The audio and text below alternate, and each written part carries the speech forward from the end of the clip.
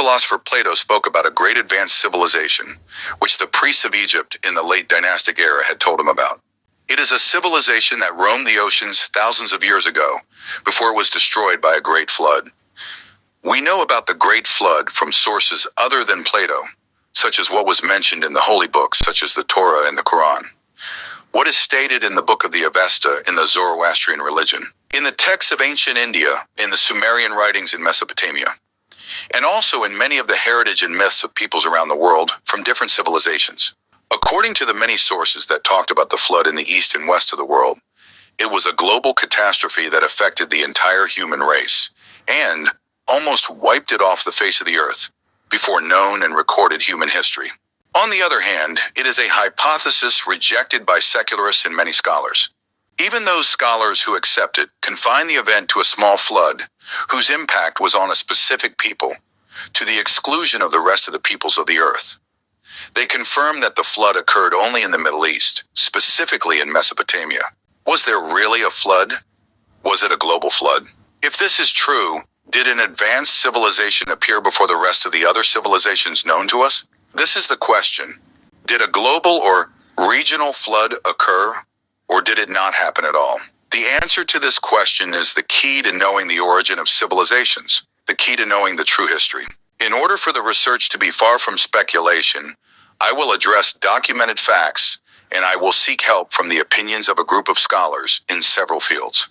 Scientists in archaeology, geology, natural history, astronomy, geography, and other sciences.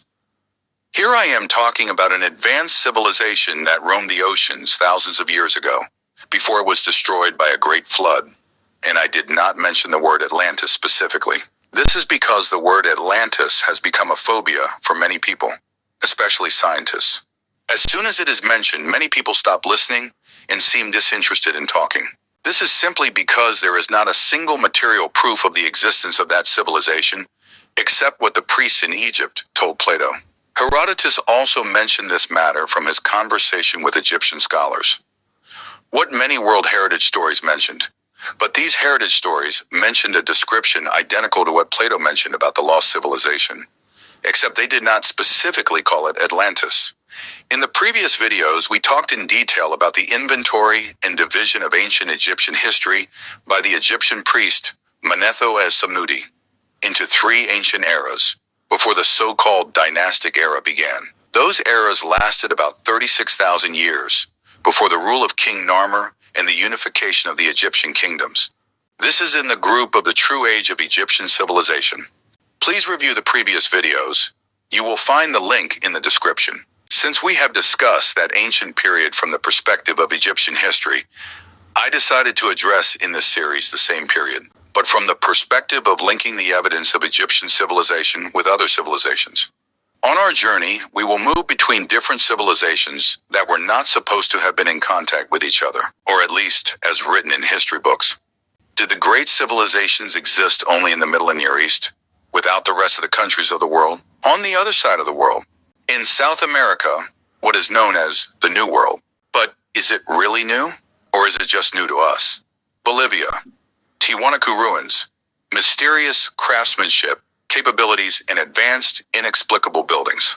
A century ago, archaeologists discovered that the city of Tiwanaku in Bolivia was an astronomical observatory aligned with the sun and the stars.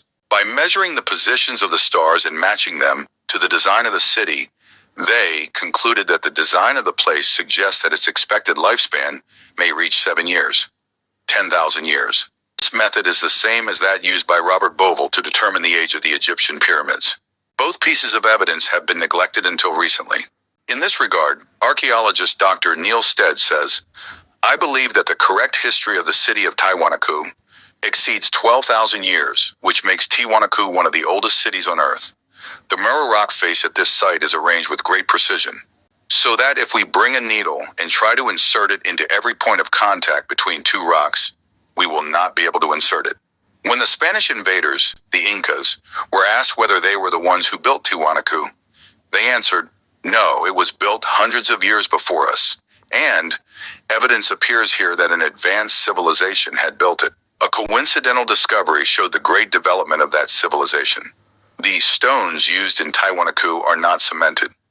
Whoever separates two rocks discovers an unexpected metal, which connects them in the form of metal pincers. It's iron. But iron? How? Iron was not known until after the year 1500 BC in the Middle East, and after the year 800 BC in Europe. Did the peoples of the Americas know about iron before that? What was discovered was truly amazing. This means that you need a mobile metal smelting plant in order to be able to keep the iron liquid and use it in construction. This means that they not only had iron, but they had the technology to melt iron and make it liquid all the time while working, and on the construction site as well, which requires advanced iron smelting plants which produce heat at thousands of degrees Celsius and must be powered by energy and cannot be powered by wood alone. This is very difficult even with our current progress. Did they have some technology that we have not yet achieved? But this discovery was not the strangest thing. Here in this form, we see rock structures, huge in size and with the same advanced technology. But here we are in Africa, Egypt, the other side of the world. Also, according to history, the ancient Egyptians were peoples who did not know wheels, pulleys, or even a lever. How were they able to build buildings with stones weighing more than 100 tons and rising so high? From Robert Bovell's book, I am an engineer, and I tell you that in order to lift rocks of this size, we need special equipment. Giant equipment. As for people who did not own cranes, did not know wheels, and were using simple copper tools, it is not possible scientifically or even theoretically to accomplish something like this.